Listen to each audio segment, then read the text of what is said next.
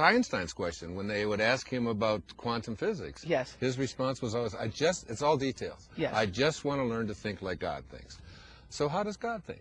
You know, and it's like the great teacher Vivekananda, who was Paramahansa Yogananda's great teacher, who Yes. came over here early part of the 20th century, and his devotees would ask him this question, you know, how do I do this? Yes. He said, in the springtime, go out and observe the blossoms on the fruit trees. He said, the blossoms vanish of themselves as the fruit grows. Mm-hmm. So too will the lower self, the false self, the ego, Yes. vanish as the divine grows within you.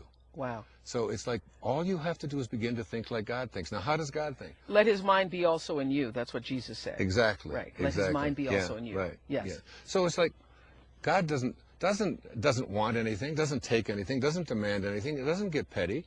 You know, I love to quote the poets. I write poetry myself. And Hafiz, the great Hafiz, you know, he said, even after all this time, the sun never says to the earth, you owe me. Just think what a love like that can do. It lights up the whole world. That's how you do it. It just lights up the whole. All you have to do is give and practice this divine love. I just had a thought. Your new love in your life yes, she's sitting right over there. Must really love you, because do you quote poetry all the time too? I write her poetry. You write her poetry? I wrote her. Oh, I write her. That's what every woman wants, is a man who can write it and then talk it. Yes, yes. And more importantly, live it. Yes, and she does as well. We practice this thing. I mentioned Peter Dunoff, and you look like you're not quite sure of who that name is. Albert Einstein once said that at the height of his popularity in the 40s and 50s, he said, the whole world bows before me. He said, I bow before Peter Dunoff. And Peter Dunoff was someone who was teaching divine love in Bulgaria. He was born in 1864, died when I was 4 years old in 1944. And he said there are three kinds of love. He said there's human love, there's spiritual love, and there's divine love. He said human love varies and changes. You know, so you love somebody one day and not the next, and it's varying and so on. Spiritual love never changes, but it varies. It'll vary in degree and so on. Divine love never changes, never varies. It's all I have to give away. It's just, and you do that and this is what Jesus was teaching us. It's about loving your enemies and not hating and not, you know, even in the Tao, we did a whole interview years ago on the Tao, and in the Tao it says that every victory in war should be celebrated by mourning, because it shows that we are still operating at these low levels of, you know, who we are is separate from each other. In the second and third chapters of the book, you talk about higher self and being able to tap into that in a way that you ask, I love this, that whenever you're in any given situation, you ask yourself, are you operating from your lower self, your ego, which is edging God out, or are you operating from your higher self? Right. The lower self is always the self that says, what's in it for me? I want more. It's the mantra. The internal mantra is more, more, more. I'm not getting enough. What can I have? The mantra of the higher self says, how may I serve? How may I serve? How may I serve? And it's really about... Or how can I be used? Yeah, that's my question. It's really about how... When we were on the way over here, I was telling Mira and three of my children who are also sitting over there, that one of the reasons that you're one of the most admired people alive is because you have lived this divine love kind of approach. I mean, your life is about giving. This is what I aspire to. Just being able to give. I mean, starting up schools and for me, it's like, and if you're not kind and loving to the cameraman and to the people who clean your toilets when you're staying in a hotel. That's how you tell how people are. Yeah, absolutely. It's just like taking time to everyone. It's love for everyone. Guess what? Well, you can't guess. I just came back from India. I know you did, with my friend Deepak Chopra. Deepak. Yeah, he called me just before we left. Really? Yeah, and I will tell you, I don't know why this happened to me in India, and it didn't happen to me driving down the Chicago Avenue. But everywhere I turned in India, I swear I saw myself.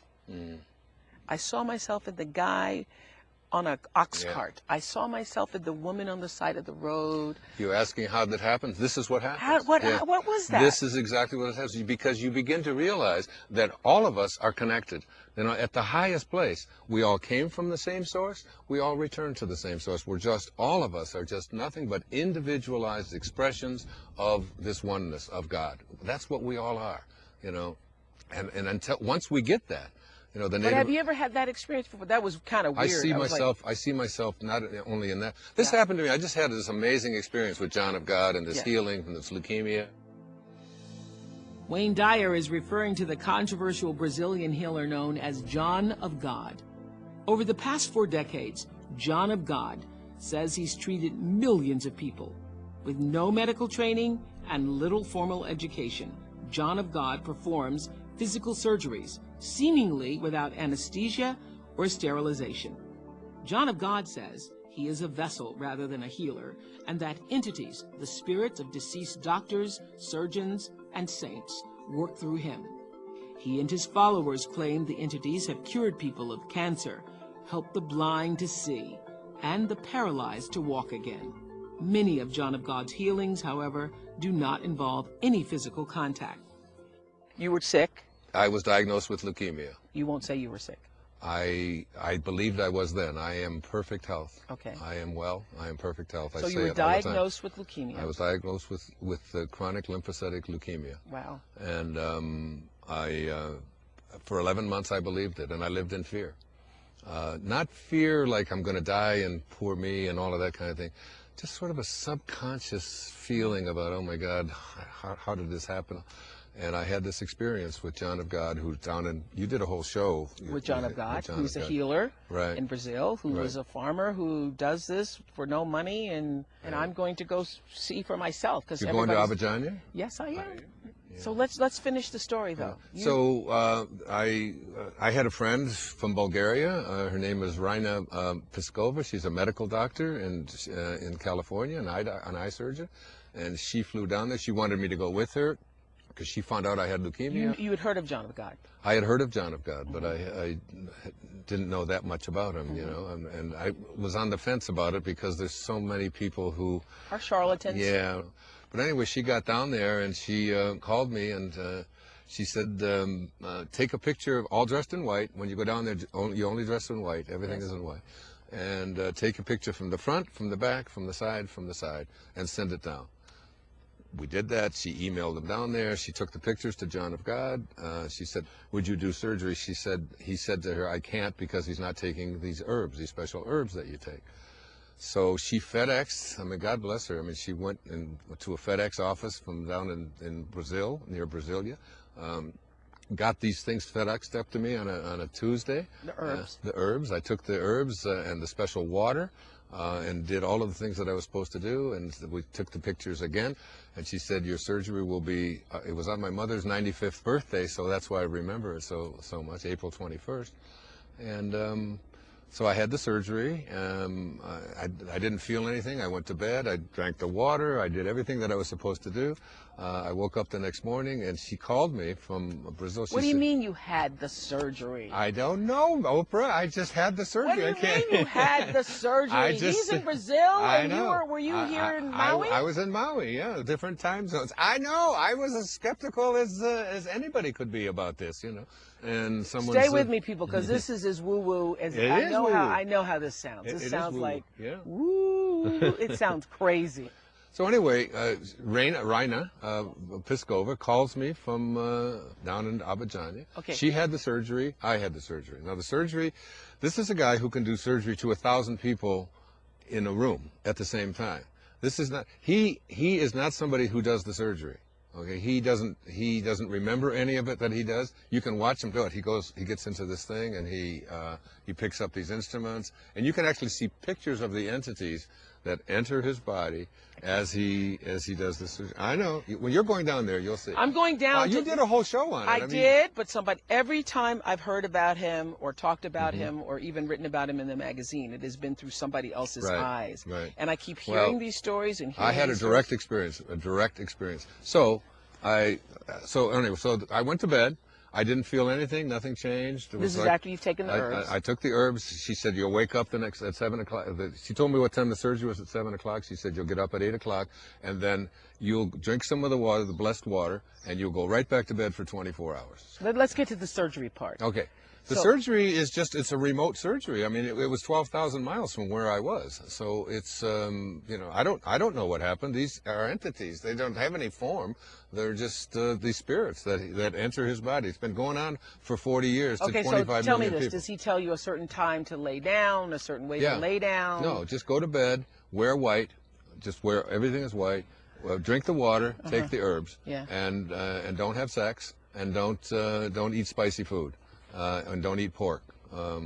Basically, that's it. Okay, so I did everything. I went to bed. And I got up. Were you skeptical as I am right now? Yes. Because this sounds Yes. crazy. I know it was, but that's because we have been conditioned to believe that Yes. that you know there's a. This is my limited self-talking. Okay, but here's a line from Jesus. You know, with God, Yes. all things are possible. Now, what does that leave out?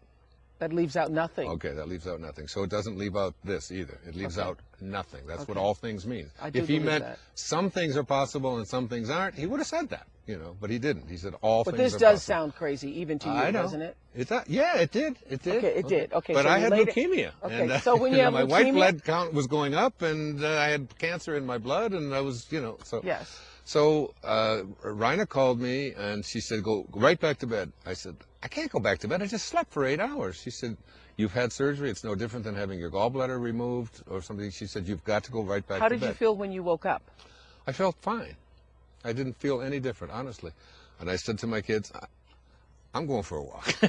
You know, it's like I walk about an hour and a half every day. I kind of brisk Yes. walk and all of this. And then I got about 100 yards away, and I collapsed. I mean, I couldn't get up. I was basically helpless, and I had to almost crawl back into the apartment to get on the elevator. I was out of breath. And I said to my daughter and my son, both of whom were there at the time that this happened, and they said, I said, I've just got to go back to bed. I said, I just feel so weak. I don't know what has happened. I have no idea. And I went back to bed until 8 o'clock the next morning. Wow. 24 hours. I slept. I got up twice to go to the bathroom and to have a little bit of a soup, and I went back to bed. Now, that's not the weird part.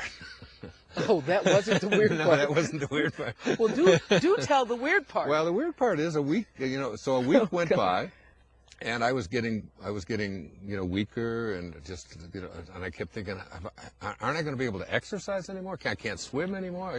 I would look at the ocean. Now, I swim every day, long distances.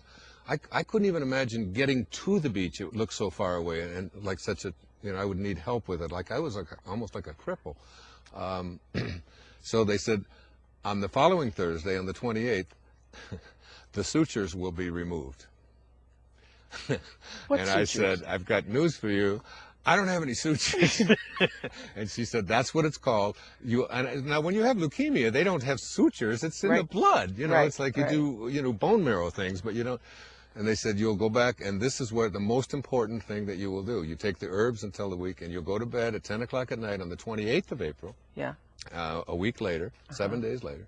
And when you wake up at 7 o'clock in the morning, you will have had the sutures removed, and you'll be on your way to the healing. And these are the kind of things that you have Now, to what do. are you thinking when you're hearing this? Are you thinking what I'm thinking right now? Ooh-wee, Yeah. Kukamata. No, not Kukumata. Not Kukumata. No, because I'm at the pay. I'm a little older than you, Oprah, Okay. and I'm open to everything, and I really believe that with I'm God, all open, things but are it sounds possible. the sutures part Yeah. sounds a little. I know it did to me too, and there are no sutures. So, but that's just what they call what happens when these entities re-enter your body and do whatever it is that they do. So you're just going along with it, and you're going saying, along. whatever, I have Right. leukemia, so if I it went works, to it bed. works. I went to bed.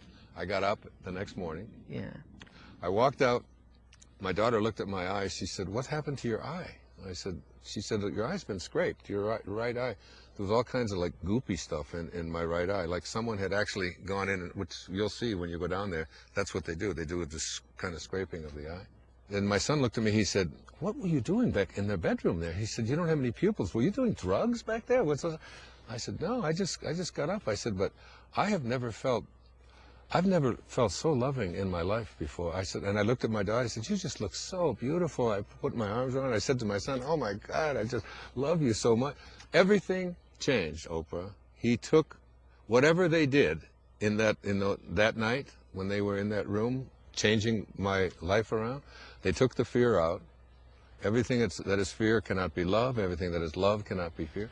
And my birthday, my 71st birthday, was just a few days later. I was in San Francisco, and all I wanted to, was the most memorable